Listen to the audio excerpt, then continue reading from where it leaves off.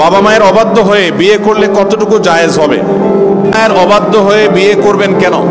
বাবা মারা যারা এখানে আছেন আপনাদেরকে বলতেছি, চাচারা যারা আছেন, পর্দার আড়াল থেকে চাচিরা যারা শুনছেন, ছেলে মেয়ে বিয়ের উপযুক্ত হওয়ার পর তথাকথিত পায়ে দান ও অজুহাত করে নাম করে ছেলে মেয়েকে বিয়ে দিতে দেরি করবেন না।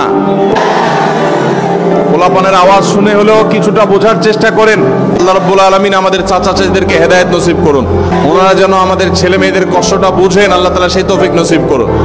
বাবাজিরা, আপনারা যে বয়সে বিয়ে করেছেন আপনার ছেলেকে কিন্তু তার চাইতে আর্লি দিতে হবে, কারণ আপনাদের আমলে ফেসবুক ছিল না, এখন ফেসবুক বাইর হয়েছে। আপনাদের আমলে স্মার্টফোন ছিল না, এখন টাচ মোবাইল বাইর হয়েছে। এই ছেলে মেয়েদের চরিত্র রক্ষা করার জন্য আর্লি বিয়ে দিতে হবে। কারীম সাল্লাল্লাহু আলাইহি সাল্লাম বলেছেন, তোমার সন্তান বিবাহের উপযুক্ত হওয়ার পর তাকে বিবাহ দিতে দেরি করবে না। যদি দেরি করো তাহলে ব্যভিচারের মতো ফিতনা সমাজে ছড়িয়ে পড়বে। এই ফিতনা সমাজে ছড়ালে কি হয়, পশ্চিমাদের চাইতে বেশি কেউ বোঝে না।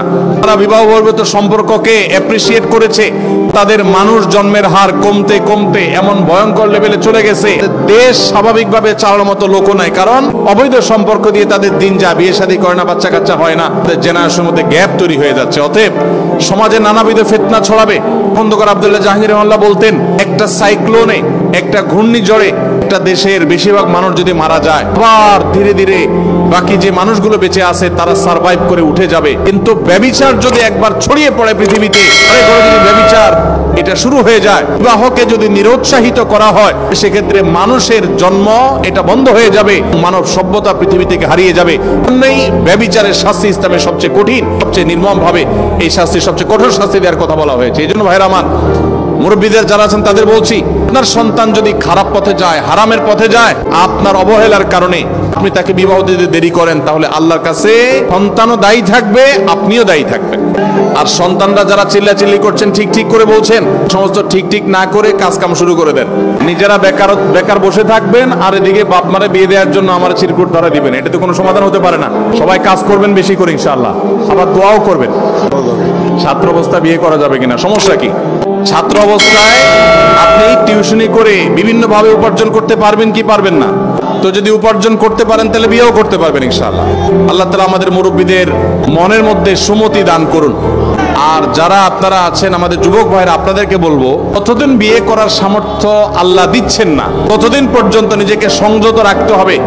সম্পর্কে জড়ানো যাবে যতদিন পর্যন্ত আর্থিক সঙ্গতি হয় না, ততদিন পর্যন্ত সবর করতে হবে। নবী সাল্লাল্লাহু আলাইহি ওয়াসাল্লাম বলেছেন, ইয়া মা'আশারাশ শাবাব মান ইসতাতাআ মিনকুমুল বাআতা ফালইয়াতাযাওয়াজ ওয়া মান লাম ইসতাতি ফাআলাইহি বিস-সাওম। হে যুবকরা, যাদের বিবাহ করার সামর্থ্য আছে, আর্থিক সঙ্গতি আছে, তারা বিবাহ করো। আর্থিক সঙ্গতি নাই তারা যেন রোজা রাখে, নিজেকে সংবরণ করে, সবর করে। অতএব যুবক ভাইরা, চরিত্রকে হেফাজত করতে হবে। চরিত্র হেফাজত করতে পারলে এটা আপনাদের জন্য অনেক বড় অ্যাচিভমেন্ট, এটা অনেক বড় ইবাদত, এটা আল্লাহর কাছে আপনাদের তাকওয়া প্রমাণের অনেক বড় সুযোগ। আল্লাহ তাআলা আমাদের যুবক ভাইদের চরিত্রগুলোকে হেফাজত করার তৌফিক নসিব করুন।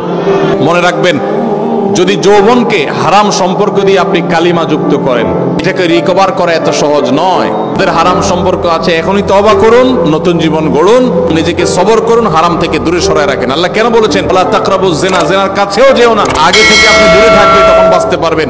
হারাম সম্পর্ক থেকে দূরে সরে আসতে হবে। আল্লাহ আমাদের সবাইকে তৌফিক দান করুন।